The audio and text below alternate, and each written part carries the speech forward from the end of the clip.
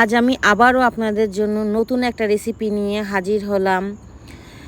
অসাধারণ একটা রেসিপি, ভর্তা।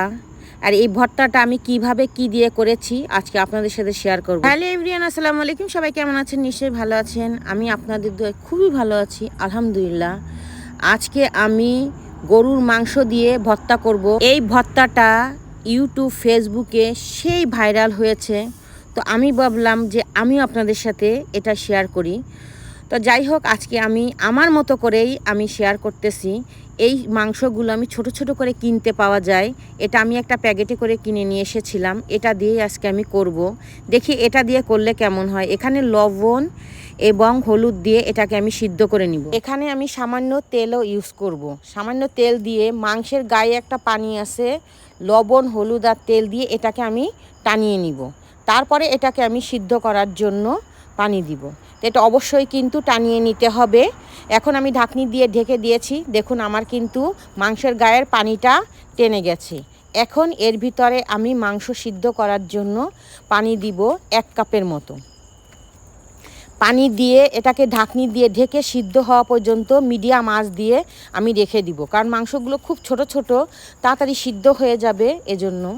তা দেখুন আমি কিন্তু 15 মিনিট পরে ফিরে এসেছি। গায়ে গায়ে একটু সামান্য পানি আছে। এখন এর ভিতরে আমি সব মশলা দিয়ে দিব। এখানে আমি বড় পেঁয়াজ নিয়েছি একটা, এবং এই পুরাটা পেঁয়াজ আমি দিয়ে দিব। এখানে আমি 6 থেকে 7 কোয়া রসুন ছেলে রেখে দিয়েছিলাম, সেটাও দিয়ে দিব। এখন আমি 1 ফালি আদা ছেলে কুচি কুচি করে কেটে রেখেছিলাম, সেটাও এর ভিতরে আমি দিয়ে দিব। এবং এর ভিতরে আমি 5-6টা কাঁচামরিচ দিব এবং 5-6টা শুকনো মরিচ দিব। দিয়ে এর ভিতরে আমি সামান্য পরিমাণে তেল দিব। আমি কিন্তু তেল আগে একবার দিয়েছি, সরিষার তেল। আর সরিষার তেল দিলে হয় কি, ঘ্রাণটা এত ভালো আসে। এখন এগুলোকে আমি পোড়া পোড়া করে ভেজে নেব। ঢাকনি দিয়ে ঢেকে দিলে হবে কি, এগুলো একটু সিদ্ধ হয়ে যাবে। পেঁয়াজ, রসুন, আদা সব সিদ্ধ হয়ে যাবে। দেখুন ভাজা ভাজা হয়ে গেছে আমার। এটাকে কিন্তু এরকম করে ভাজতে হবে, ভেজে এখন পাটাতে বেটে নিতে হবে। তা আমার হচ্ছে পাটা নাই, আমি এখানে নতুন এসেছি, পাটা নাই, এজন্য আমি এটাকে ব্লেন্ডার করে নেব। আপনি চাইলে ব্লেন্ডারও করতে পারেন, আবার পাটায়ও বেটে নিতে পারেন।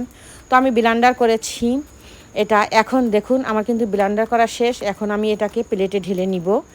কতটা সুন্দর হয়েছে জানি না, এটা খেতে কেমন হয়েছে আমি জানি না। আপনাদের কাছে আমার এই রেসিপি কেমন লাগে? যদি ভালো লেগে থাকে অবশ্যই ফ্যামিলির কাছে শেয়ার করবেন, কমেন্ট করবেন, লাইক করবেন। আমার একটা ফেসবুক পেজ আসে, ফলো করবেন। ইউটিউব চ্যানেলটি সাবস্ক্রাইব করবেন। আজকে এই পর্যন্ত, সবাই ভালো থাকবেন। আসসালামু আলাইকুম।